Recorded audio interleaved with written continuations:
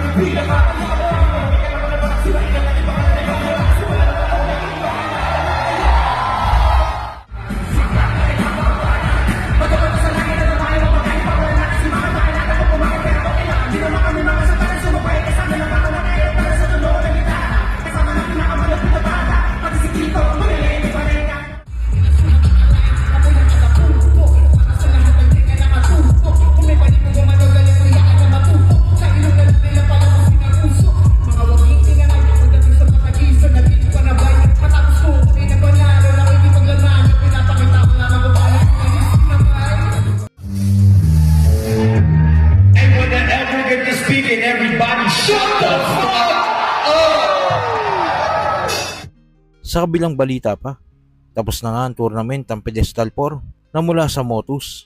Naglaban sa finals ay si Nego G at Jabo. Nakuha ni Jabo ang panalo sa score na 7-0 at nakuha ang titulo ng Pedestal 4 champion.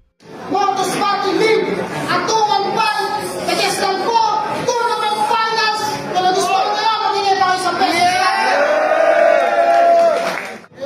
Ang champion ng Pedestal 4 Tournament natatanggap ng Championship Ring, Championship Cup at 50,000 pesos. 7-0! Tingnan para kay Jabo!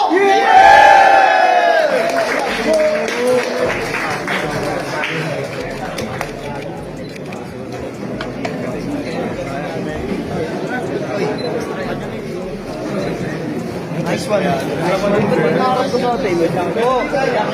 Picture mo na, picture mo. May tama sa ulo eh. At sa uling balita, dahil nga sa matinding pananalasa ng Bagyong Tino sa lugar ng Cebu, kaya nga dito nakaisip ang mga battle MCs para makatulong kahit papano. At dito nga nila ginawa ang magbenta ng gamit nila. Ang mga gamit na binibenta nila ay minsan nilang ginamit sa kani-kanilang mga battle. Isa nga si Batas sa sumaludo sa ginawang ito ng mga kapwa niya battle MC. Sa pagpapatuloy nga ng pagsasalita ni Batas, dito ay bigla niyang naisip ang damit na sinuot niya sa naging laban niya noon kay Delo. Ito yung kauna-una ang second sight at pangalawang event ng flip top. Ayon kay Batas, binenta niya lang daw ito sa isang garage sale sa halagang 100 piso. Nakakapanghinayang nga ito dahil kung ibebenta ito ni Batas at ipapabid, siguradong malaking aabutin ito. Dahil yung laban niya kay Delo ay isa sa mga unang nag-trending na video ng flip top at bilang Batas ay respetado siya bilang isa sa mga nauna sa liga. Kaya kung nagkataon na nasa kanya pa ito at pinabiding, para sa akin baka umabot ito ng 50k o baka higit pa. Tropang battle MCs ng mga pang-bid. Kumbaga nag-auction sila ng mga ginamit nilang damit, apparel, whatever para pantulong sa Cebu. Sana suportahan nyo, pare. Yun na lang pinaka magagawa natin, magtulong-tulungan tayo, di ba? Dahil kumbaga wala masyadong tulong na nakuha sa gobyerno, so kailangan natin maging gobyerno para sa isa't isa.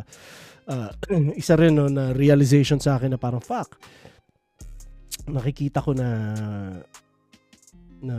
kunwari si MZ yung sinuot niya nung finals niya na sombrero binibenta at maganda yung presyo na so far nung huli ko nakita. Sino pa ba yung nakita kong ganon? Basta ganyan yung mga suot nila, si Manda ata meron ganon. Context lang, pare. Ewan ko, siguro wala lang talaga akong pake sa mga gantong bagay nung panahon na active pa ako sa pagbabattle o kaya nung sa Pilipinas pa ako. Yung kunwari suot ko nung unang finals, nung parehas na finals kay Mel Christ tsaka kay Romano rest in peace. Tangin na, laging pambahay lang ni Mrs. yun.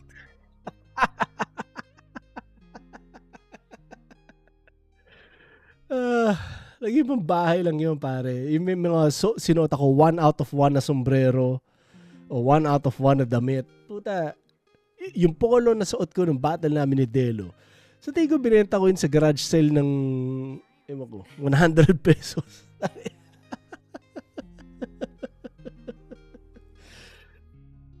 Kung nabibenta nila yung mga yun ng ganong kataas, parang naisip ko lang, parang tangina, no? Kung hindi ko binenta yun ng ganon, kung tinago ko at binenta ko ng tama, pera yun, di ba? Pero So kayo ba mga kuis, tingin nyo kung nakaibatas pa yung damit niya na ginamit niya noon sa laban niya kay Delo? Tingin nyo magkano aabutin ito kung pinabig niya? Kung ano man sa loobin mo, comment mo lang sa baba na mapag-usapan natin yan. So yun lang, God bless.